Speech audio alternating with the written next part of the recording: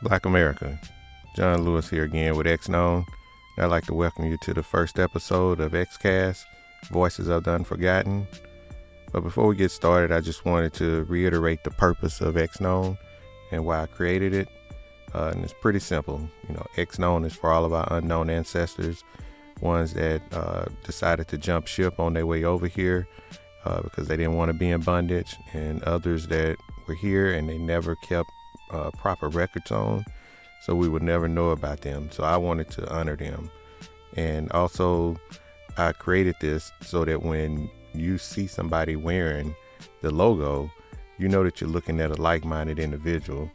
You might not agree on everything, but if you guys both went and read my mission statement and actually spent your hard-earned money on this, and there's something that you have in common. So it's not too hard to say hello, give a nod, a smile, just simple communication. And with that, we'll hop right into episode 1. Now, I was 11 years old when history reached out of a book and grabbed me by the throat. I didn't ask for it. I wasn't searching for it. It wasn't part of a lesson or a warning or anything an 11-year-old should ever have to process.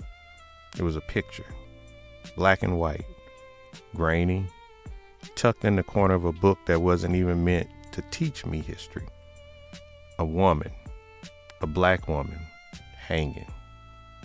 Not in a symbolic way, not a metaphor. She was actually hanging from a tree. Her body still, her dress torn, and beneath her, her unborn baby.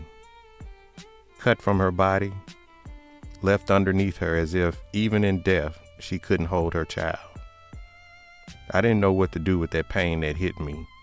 It wasn't the kind of pain you cry from, at least not at first. It was the kind that freezes you, the kind that forces your brain to mash two realities together. You're a child, but the world is not.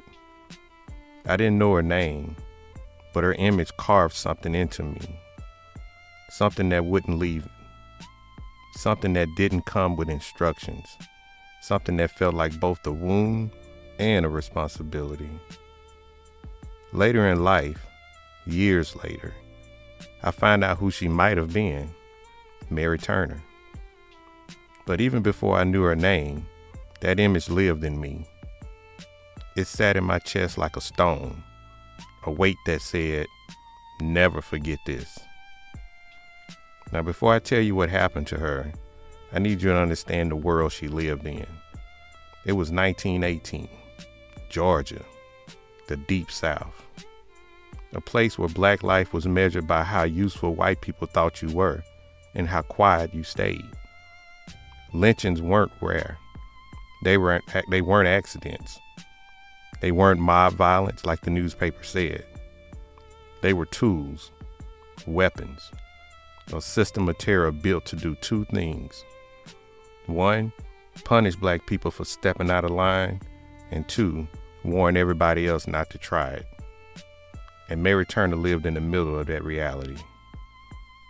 She was 28 years old and 8 months pregnant. A young black woman who loved her husband, Hayes Turner. A woman who had dreams, hopes, a life ahead of her.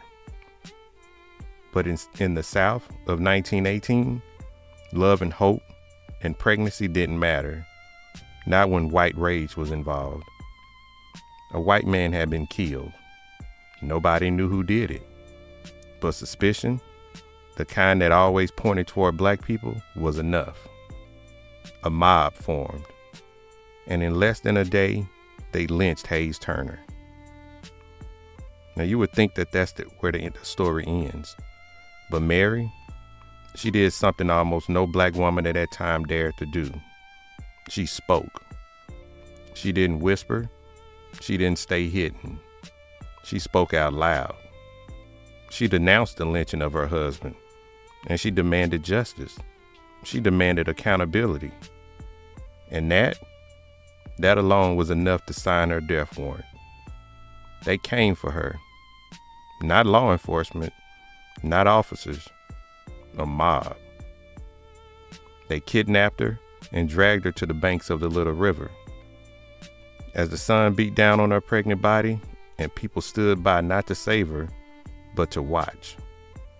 They tied her by the ankles, hung her upside down from a tree branch. They poured gasoline over her and then set her on fire. And while she burned, they cut into her abdomen. Her baby fell from her body. One of the men stepped forward, looked at the newborn life on the ground, and crushed its skull beneath his boot. And let that sit in. The mob shot Mary over and over and over again. Her body eventually fell. That tree held the weight of her suffering longer than the nation held the weight of her memory.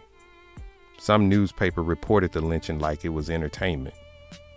Her story nearly vanished. That is the story behind the image I saw at 11 years old. I didn't know any of this then. I didn't know the names, I didn't know the history, and I didn't know the context. All I knew was this happened, and nobody was talking about it. That silence became part of the trauma. Suffering alone is one thing, being erased afterward is another. Growing up, I kept returning to that image, not because I wanted to, but because I had to. It demanded something from me. It demanded remembrance. I started realizing that Black history was not history. It was curated, filtered, and softened, edited for comfort. But Mary Turner's story didn't fit into that version they wanted to tell. And that made me want to tell it even more. Not for shock value, but because healing doesn't come from hiding the wound. It comes from exposing it, honoring it, and learning from it. Years later, that mission took shape. Xknown wasn't born from fashion. It wasn't born from business. It was born from legacy. A vow I made without speaking it. We will never forget. See, the Black America crest holds the names of the unforgotten. It holds the weight of stories never told. It holds the spirit of Mary Turner. Every stitch, every symbol, every line is a rejection of erasure. This podcast series is part of that vow. Every episode, a truth resurfaced, a name restored, and a life honored. Mary Turner is the beginning, because she was almost lost, because the world tried to bury her twice, first in life, then in memory. So go to Xknown.com right now. Read the mission. Look through the Share the Knowledge page. Copy and repost that link, because it's on us to share it, because no one else will. I'll say that again. Go to Xknown.com right now. Read the mission statement. Look through the Share the Knowledge page. Copy and repost that link, because it's on us to share it, because they won't. Wear the legacy. Let people ask you what the crest means, and tell them. Tell them about Mary Turner. Tell them why she matters. Tell them we'll never forget. This is Xknown.